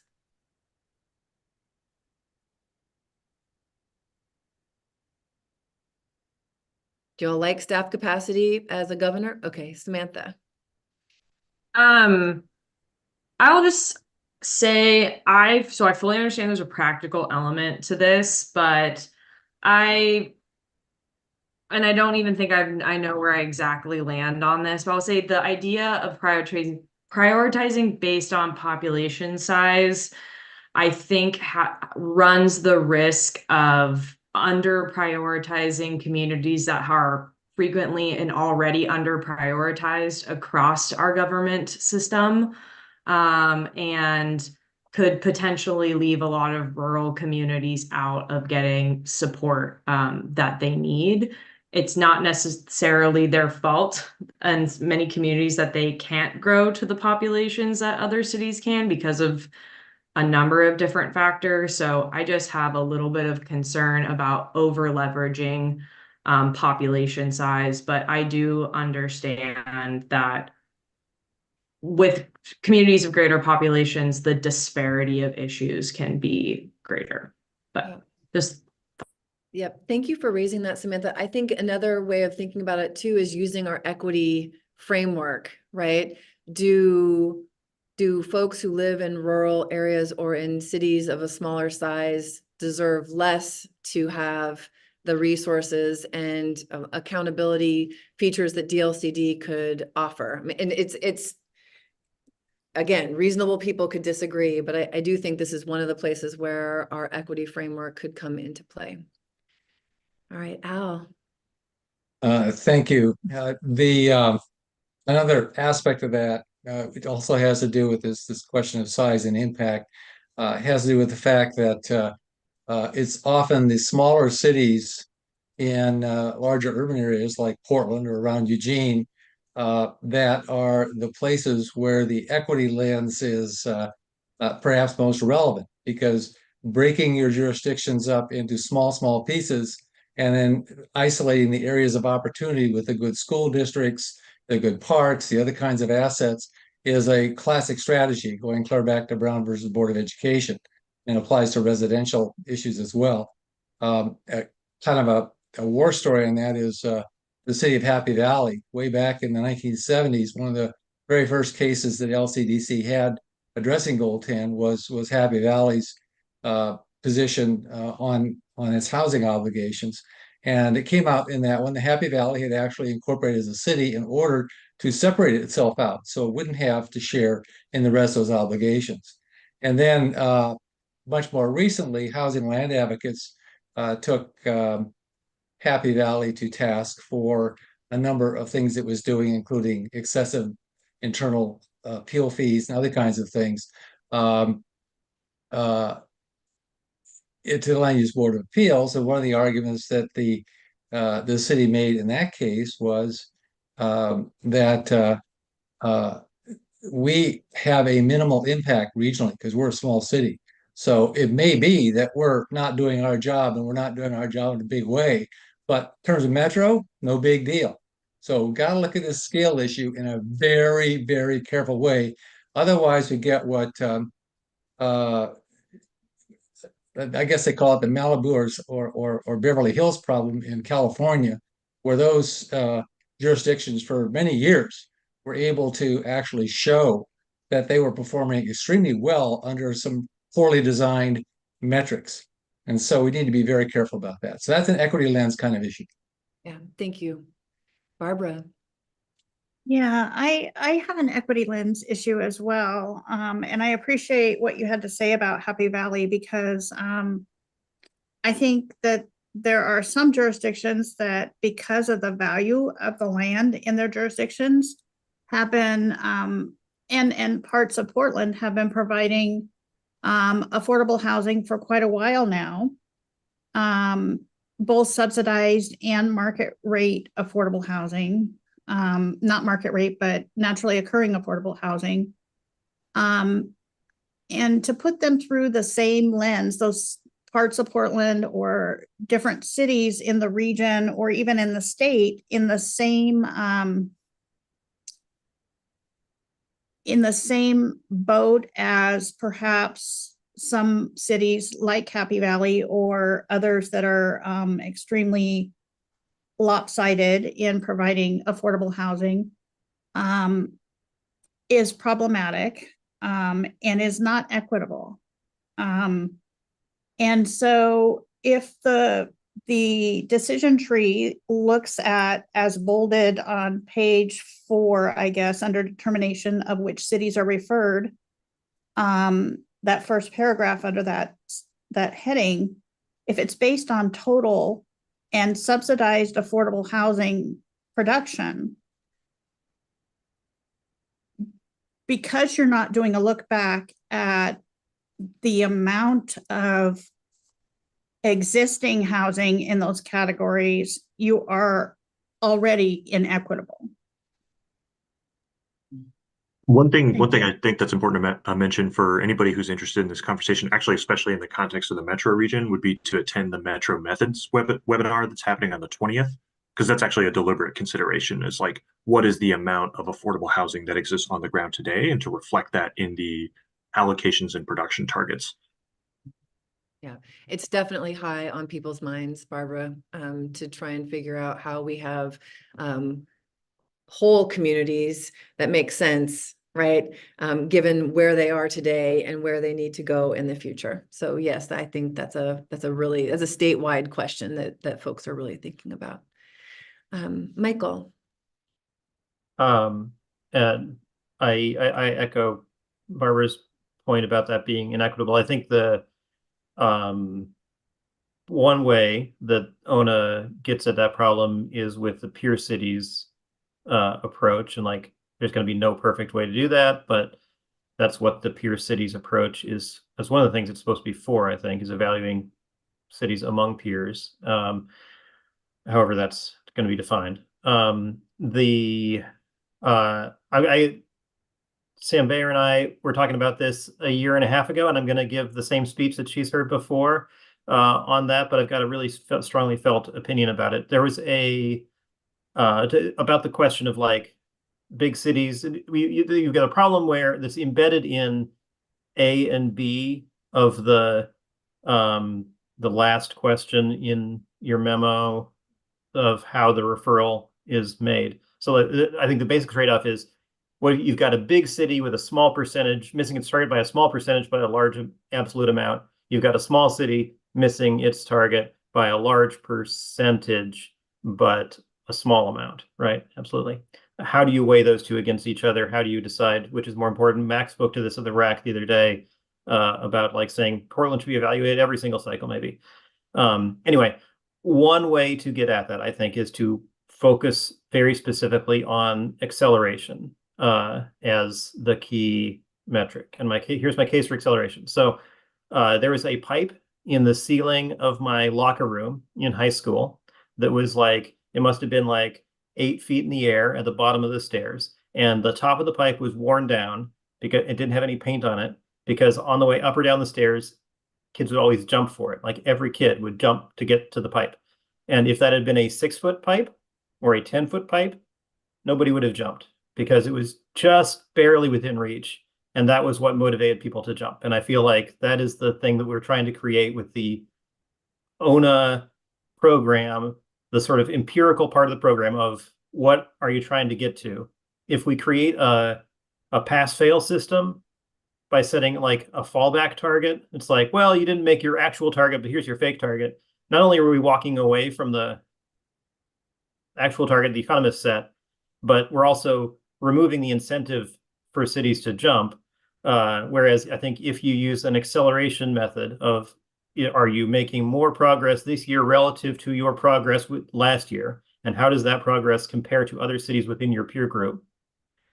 Then you will always have an incentive to jump. Every city is constantly being compared to itself. This should be obviously on a rolling basis. And so it's going to be smoothed out somehow. But it seems to me that that solves the problem of how do you weigh big cities and small places And it also creates a constant incentive for cities to do things, so we don't have to feel like I felt when I heard Mac talking about like, what if Portland doesn't get evaluated every time? It's like there's still going to be a reason for everybody to be involved, to worry about their own project in that scenario. So that's my spiel. Thank you.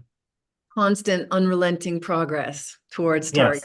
Yes. Okay. Yes. Got it. Thank you. All right, Matt. I'll have to think about this pipe analogy a little bit more. But I do think that we should be looking at progress over time. I think that that's important. And so I guess a question maybe I have for DLCD is, is the performance, is that a snapshot in time at that point of interim review? Or is that kind of looking at, your actual performance with those indicators over the sort of preceding period of time? And then the second thing, on the issue of the kind of regional significance of larger cities versus smaller cities, and I'm not saying this because Medford is the largest city within this region, but if you think, as I do, that ONA and some of the other things that we're trying to do with housing are also trying to address, regional fair share housing issues, which we haven't done explicitly in the state. And maybe, hasn't been done very many places. Then I think probably prioritizing larger cities, because we do potentially have a larger absolute contribution to housing inventory, maybe undermines our efforts to balance things across a region. And I think that's really important because it has so many more implications for us as planners, and for the people who live and work in our communities, whether it's transportation, other infrastructure issues, schools. Right now we're looking at Ashland Public Schools is having a lot of difficulty because people with school-age children don't live there anymore because there's no affordable housing. So Medford can't just continue to be Ashland's affordable housing. So I would say probably that we don't want to inflate the significance of larger cities within metro regions for that reason. Thank you. Barb. So I would wholeheartedly agree with what Matt just said. It isn't necessarily a big city versus a little city. It's not even a region versus another region. It's overall total housing as we're trying to meet the need of, but it's I would argue that it's also, where is OHCS putting their dollars for subsidized housing? So you may do everything in your power as a local government to create land use policy and create the right zones to get the infrastructure in place. But if your city isn't selected in that funding cycle for subsidized housing, you may not meet your target. It takes maybe around 4 to 5 years from a project to get the funding to actually get residents. So it's not, I think taking a snapshot in time is difficult. I think, as Matt noted, you might need to do a look back at the production in a period of time. Maybe it's 3 years, maybe it's 5 years, I'm not sure. But as long as you're progressing, I think that's the key. But to take a snapshot in time, and maybe you didn't get any funding for the last 5 years. Maybe you got your one project and you're never going to get more money because you're too small, or any number of reasons. Or maybe there isn't any money to give. So I just really caution us to make absolutes,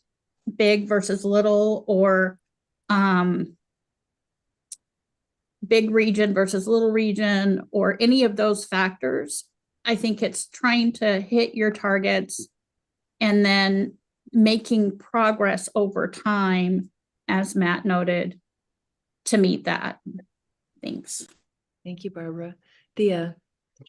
Yeah, I appreciate you bringing that, Barbara, and I think just a couple of quick responses and sort of a little bit of a level setting is one, the targets are ambitious, and you know, I think that we need to be careful about framing them in terms of failure to meet. That is actually not the expectation.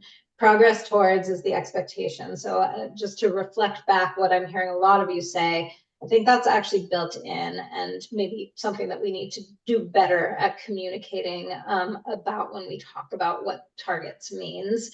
And another sort of reminder for us all here, if you are doing everything in your power as a small city to, you know, to sort of ease the production of affordable housing, the fact that you're not selected is not going to, you know, that is not going to be part of what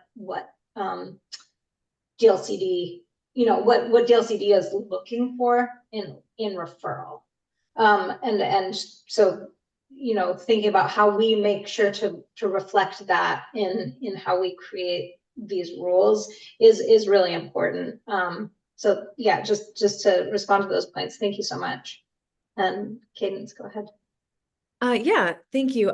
So we've talked about the difficulties and maybe some of the significant considerations with looking at population and using that as a prioritizing matrix or component. And so, but I would like to ask if there are people have thoughts about this double filtering where first pass is, you know, how are you producing with regard to your peer jurisdictions as regards to progress towards total production, progress towards affordable housing production, and that say you're in the bottom quartile or bottom half, and that makes you eligible for a look-see for then the second phase of filtering based on the severity or acuteness, and then an equity indicator performance evaluation. Does that system make sense to you? Are there pros and cons considerations that you would want DLCD to factor in? And Sean, have I?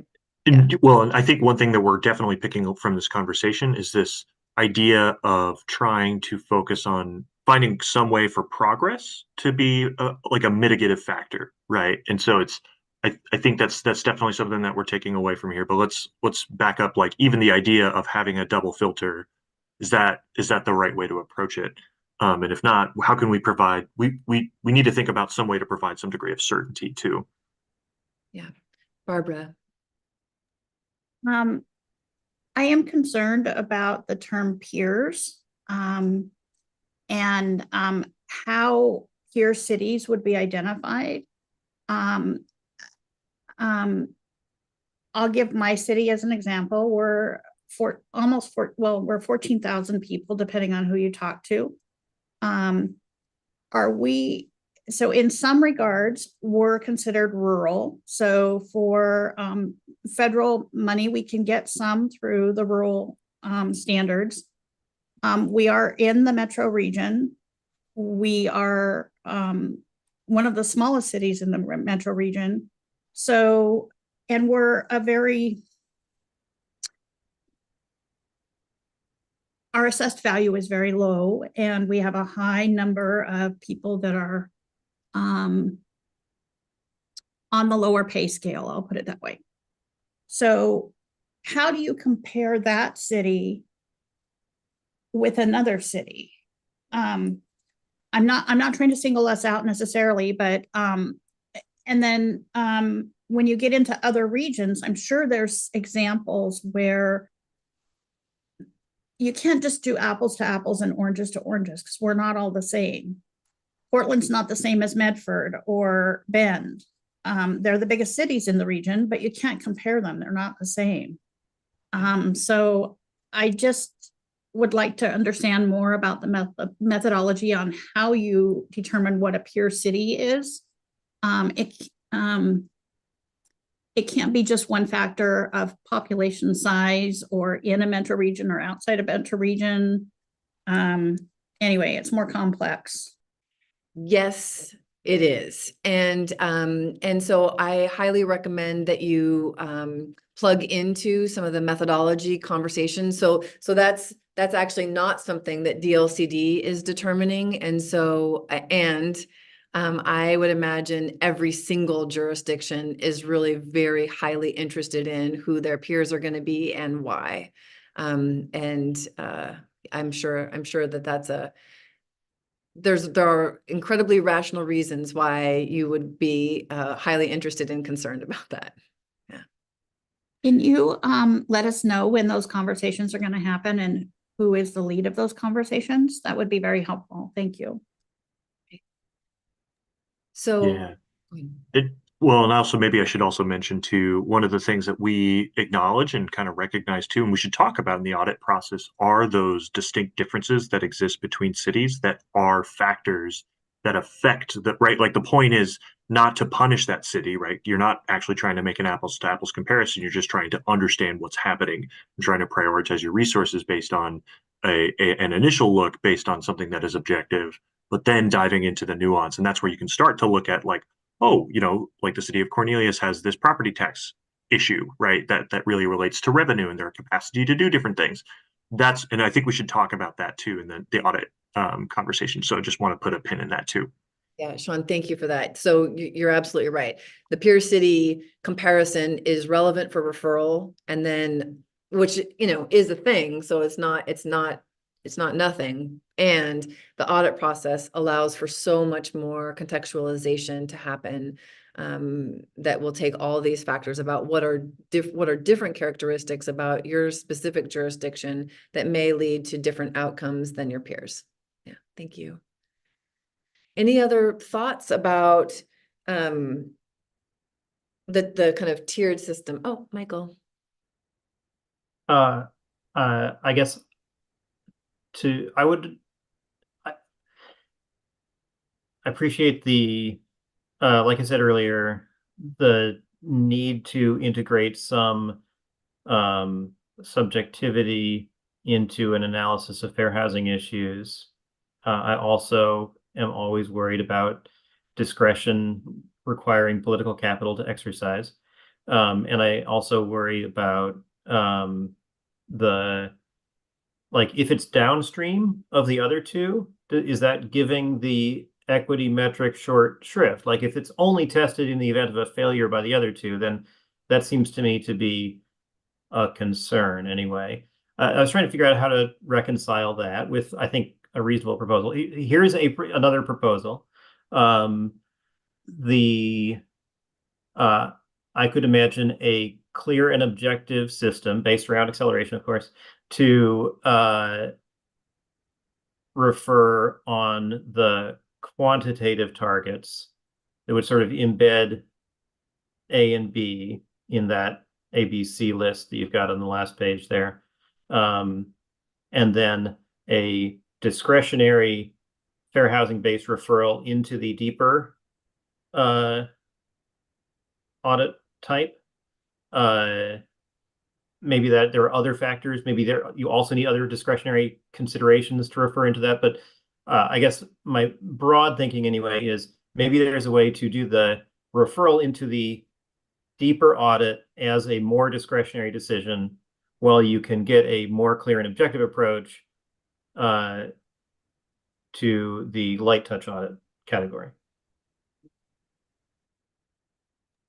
That is an interesting idea. And I think one of the rational kind of underpinnings of that is the idea that when you have fair housing issues, you kind of can't really do a light touch audit to get at what's going on under the surface, right? It has to be contextual and in depth. Yeah, I would agree with that. It's interesting. So that's definitely a good point on some alternatives that we could consider. I'm trying to think too in terms of like for folks who are looking at this and they're like, well, we should do something totally different. We kind of want to know that, because one of the things that we want to do is understand a spectrum of options that exist to us. So that's also something maybe I'd encourage folks to, if you have ideas, start pitching them. Absolutely. Thank you, Sean. How would you want cities to be referred? Given the fact that we know that we have to be using the dashboard and the equity indicators as the points for referral. Would you want to lean very heavily into total production? I've made so much progress towards total production that means I'm aces. No, I hear no. Okay, so what about I've made very significant progress in my 60 to 80% AMI housing, but I've made very little progress in my 0 to 30. How does that feel for how I've done regarding affordable housing production? Like, what are some considerations that we should be thinking about in these variety of dashboard characteristics that would impact my overall performance vis-a-vis my peers? Because affordable housing is actually a wide array of different kinds of housing, right? And that doesn't even begin to touch on the equity indicators piece. Barbara. Sorry, I'm dominating the conversation, but when you ask that question, Cadence, a thought comes to my mind that we don't have really good tools for measuring what is naturally occurring affordable housing. What is being rented at a lower price point. In fact, cities don't even get the rental data. We don't get it at all. So we don't know. So we can't tell ourselves how we're being measured. We don't get the data on who's renting, whether they're people of color, whether they're disabled people, whether they're meeting any of the fair housing targets. We don't get that data. It's not in our realm. And so a lot of the things you're measuring in the list about fair housing, local jurisdictions never see. So we don't even know how we're either hitting or missing the target. So what about cost burden? Would that be one of the things that might be a helpful indicator regarding naturally affordable housing? It would be if you had a really good census tract. We're part of a huge census tract that includes, I want to say there's at least 1,000 acres or more of farmland. The data is not going to be good for our jurisdiction, and it won't accurately measure the people that are renting. We've had all kinds of problems with our data, and it's an issue where there just really aren't good databases. So unless you folks at DLCD and OHCS can work together to get those databases and provide the information to local governments, we won't know how effective we are. Thank you. Sean. Yeah, no, I think this is just important to point out just in terms of the overall policy context, because this actually was an initial discussion that happened in the legislature about this desire for data to be better than what actually exists on the ground. And this is actually one of the deliverables that we're hoping to get out of this process. So OHCS is in this process of developing, the equity indicators, the housing production dashboard. Obviously, we have the ONA methodology itself that DAS is conducting, all of which is using less than ideal data, right? We don't know where our accessible stock is today. We don't know what market rate rentals or housing types look like. We don't have access to parcel level assessors data, right? Like all of these different things that we know are barriers. And one of the initial discussions in the policy was, do you design the policy to be restricted based on where your data picture is today? Or do you design it to be the policy that would be ideal if you had the right data sources? And the explicit intention when that policy was discussed was do it the right way, and then we can fix the data later on. So I think one of the outcomes that we're trying to do there is to think about how we can frame that up for both the legislature and the governor's office to consider. Like, yeah, we're going to need in the long term something like a statewide rental database. We're going to need access to assessors data. We're going to need better indices to capture like accessible housing in stock today. And these are the types of things that if you want to see the actual outcomes of the policy emphasized, you will need to invest in. However, I think it's also important to acknowledge that there was this recognition that you can still use these as reasonable barometers, right? There's trade-offs and there's shortcomings of different indicators. So you don't want to just rely on it. And you see that reflected in the policy by saying you can't rely on any one equity indicator because it's probably not going to be good on its own to indicate a problem. But you can at least get enough of an indication that you can say, well, let's do a deeper contextual dive, recognizing the data is not telling us everything.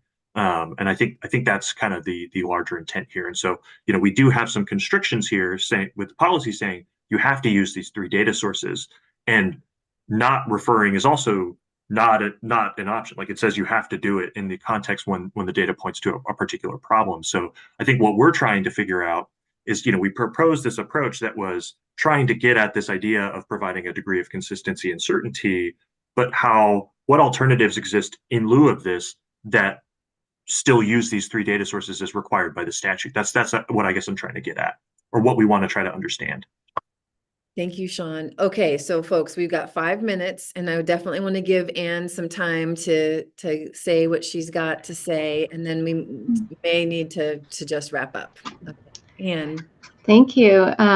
So far, I've been agreeing with what most of the cities and everybody have been saying. I appreciate you guys saying what I've been thinking. But on this issue of data, I mean, we know census data is data by the time we get it. But when we're doing our housing needs analyses and housing production strategies, we're starting with what we think we know based on community conversations and not just the data.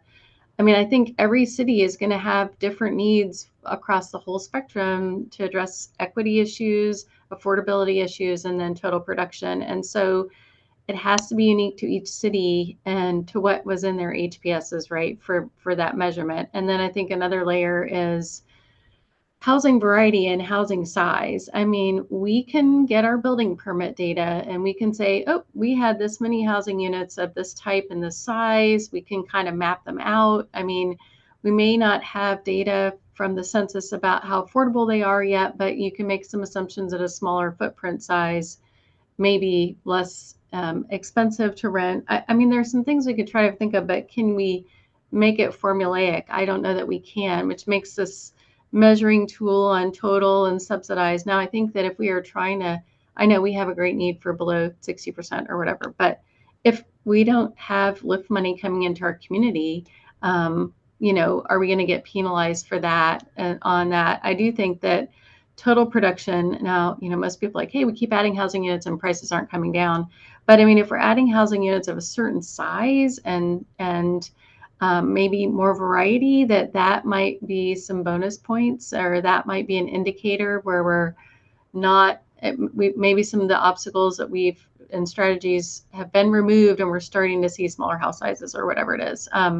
I just think it's really hard to have set measurements apply to everybody because each community's needs are going to be so different. And then we need to know what the needs are of our disadvantaged populations. I mean, we really don't, I mean, housing needs are different, and what they may want is completely different than what we think they want or need. And then last point, I know it's been brought up before, it's a little frustrating. We can't look at our housing choice vouchers and how important those are in providing affordable housing within our community. This is just an example. We have over 650 households waiting for 1-bedroom units in our community. Well, guess what happens? They just keep going back down to the list if we're not building 1-bedroom units, right? So, I mean, I think there are just so many factors in doing that initial measuring to get into referral. And then I really like what Samantha said earlier, that once you've kind of gotten through those early thresholds, population size is just bigger cities doesn't necessarily, let's use our equity lens there. I don't think all the larger cities should get the deeper dive or the support. So thank you. Thank you, Anne. I'm so glad that you took an opportunity to speak today. Okay, folks, with 1 minute left, I'm going to tell you that this was a very helpful, interesting conversation. Thank you for being invested. Our next meeting is on May 21st. We're going to talk about the audits themselves. I have a feeling you'll have some thoughts about that, and the acceleration agreements. And so look forward to that conversation in preparation for the next RAC meeting. So until then, thank you so much. Yeah, thanks everybody.